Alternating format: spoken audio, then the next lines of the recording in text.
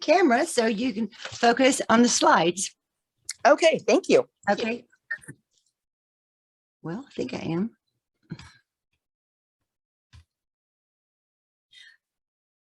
"100 years ago, in 1921, someone with addictions was institutionalized in a sanatorium with very little hope of getting out or getting well. And today, in 2021, there are over 115,000 Alcoholics Anonymous meetings in over 175 different countries. Substance use disorder treatment centers stand like sentries at their post in every major city. I want to join you in celebrating the accomplishments of addiction medicine, behavioral health, psychiatry for the past 100 years and say, job well done. You all deserve a standing ovation. The new millennium and the 21st century has ushered in the genomic era of addiction medicine. The new standard for excellence in treatment planning begins with genetic screening and includes analysis of personality. Neurogenetic and epigenetic influences are understood to be the cause of addiction.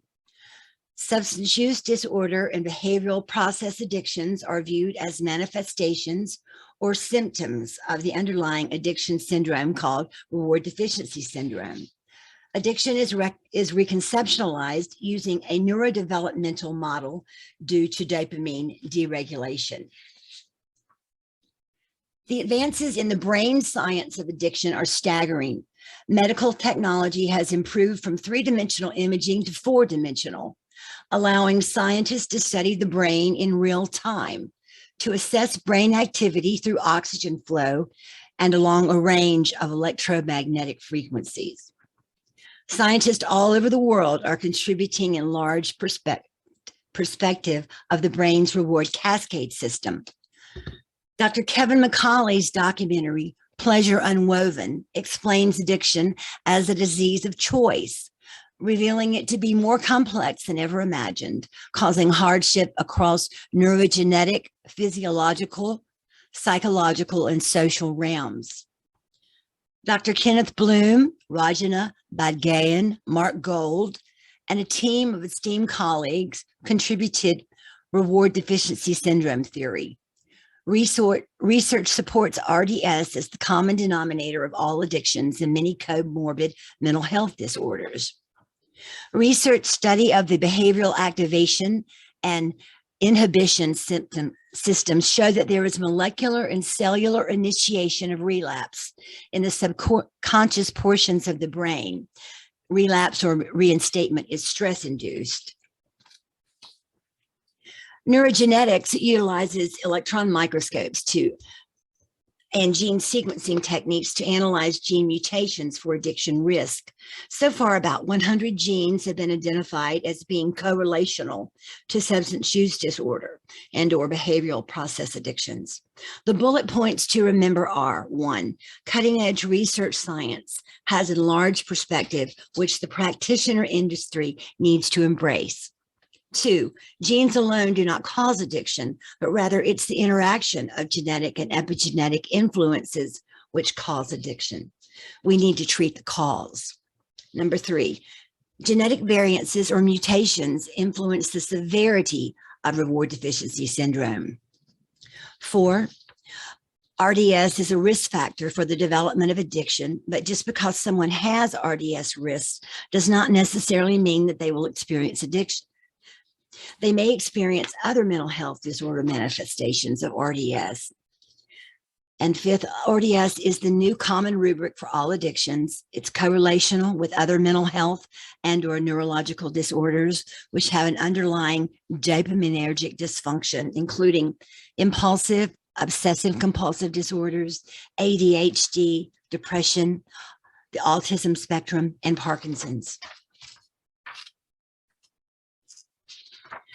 I wonder if Kenneth Bloom knew he would change the world of addiction treatment when he coined the phrase reward deficiency syndrome in 1995. Behind every lead scientist is a host of esteemed colleagues, associates, and support staff. The Bloom Bagdayan Gold team have trademarked RDS solutions, which include the patented GARS test, which is an genetic addiction risk score.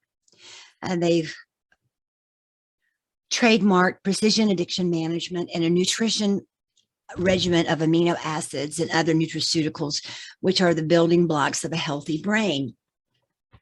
My work has come in to create a proposed RDS treatment plan model to help in restructuring the addiction recovery industry. I've also created RDS solution-focused brief therapy, which is being honed and will be studied for its effectiveness in helping clients take responsibility for self-management of their dopamine deficiency symptomology to achieve dopamine homeostasis. Addiction is such an ugly word. We have to humanize the discussion. There's an ugly truth, an inconvenient truth that needs to be addressed.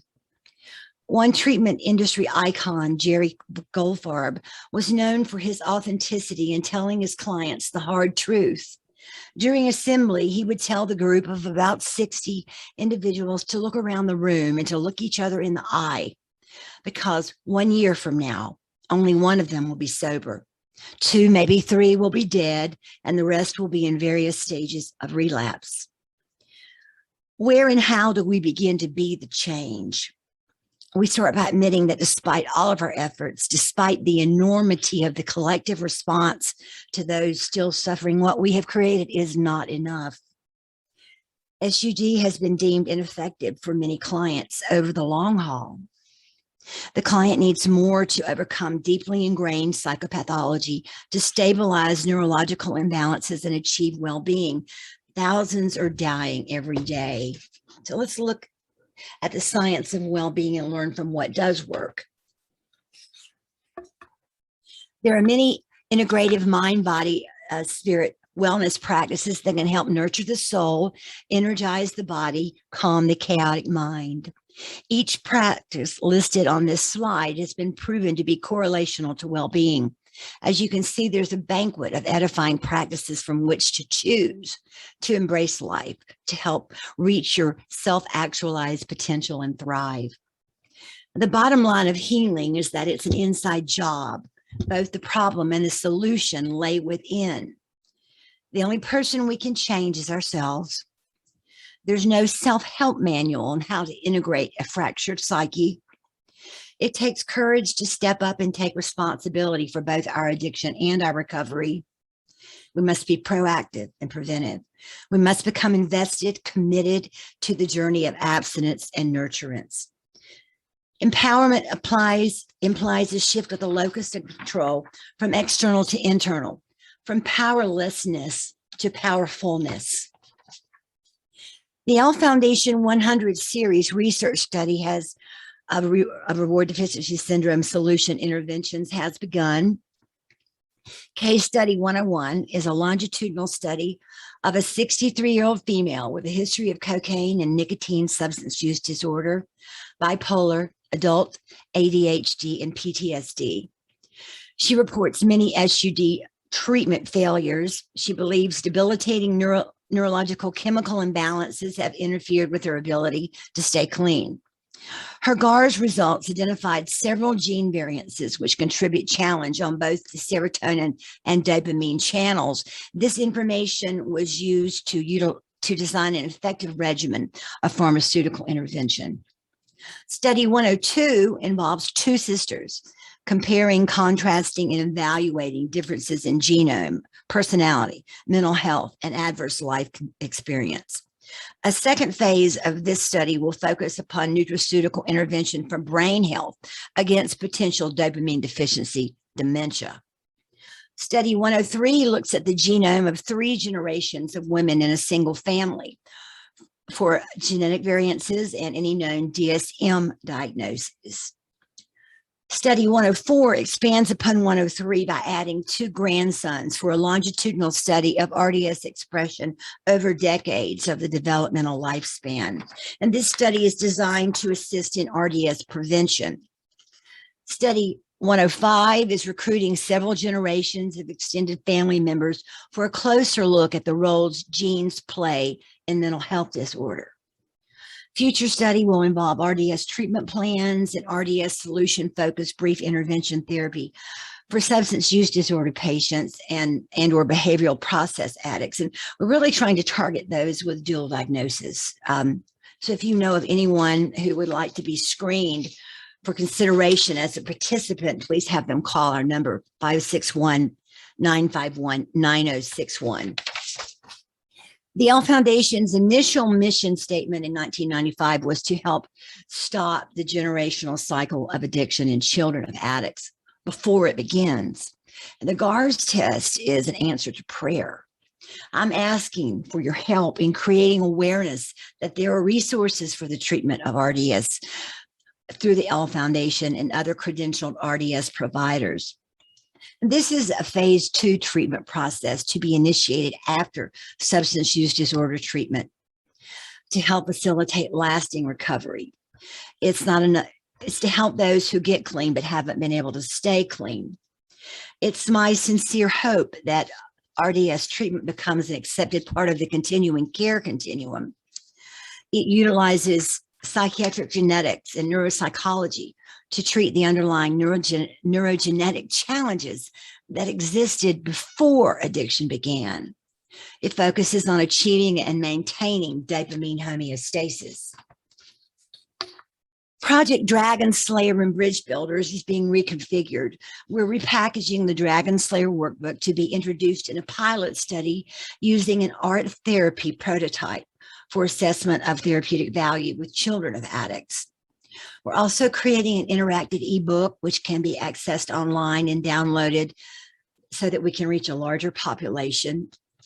The psychoeducation for Reward Deficiency Syndrome solutions is necessary to explain this new paradigm so that the client and family can be on the same page and work together. And I'm just going to interrupt my own notes here because most of us or all of us have been looking at substance use disorder and addiction through the frame of the 12 steps. And this is just providing a new frame which looks at it from the point of view of your genetics and your underlying neurology.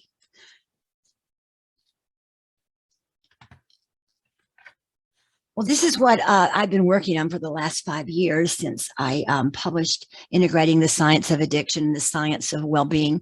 That was my master's capstone thesis. And if you would like access to any of this, if you go on researchgate.net and pull up my page of Elizabeth Gilley, there's several Elizabeth Gilleys, but it's located all in one place. And if you have any questions, you can email me. I feel very grateful for the reception so far. Over 2,500 scientists on ResearchGate have reviewed the body of my work. So I'm encouraged.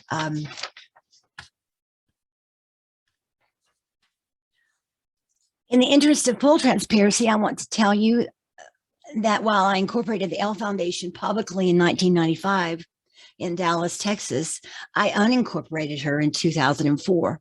I took back privacy.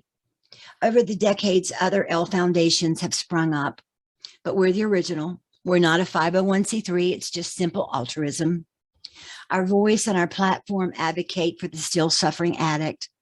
We offer hope, inspire change, embrace larger perspective, and showcase innovation.